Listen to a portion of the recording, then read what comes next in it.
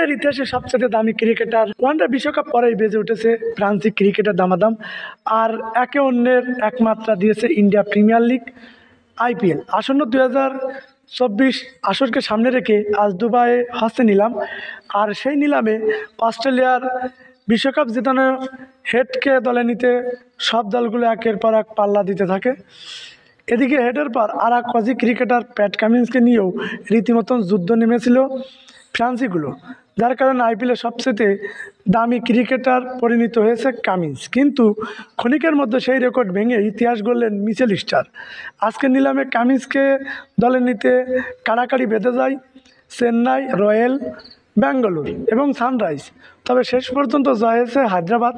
কিন্তু সেসব রেকর্ড ভেঙে দিয়েছে কলকাতা ও গুজরাট, যা নৈপুণ্য অজি তারকা মিচেল স্টার্ক। কামিন্সের 20 কোটি 25 লাখ রুপি রেকর্ড ভেঙে আইপিএলের ইতিহাসে সবচেয়ে দামি ক্রিকেটার হয়েছেন স্টার।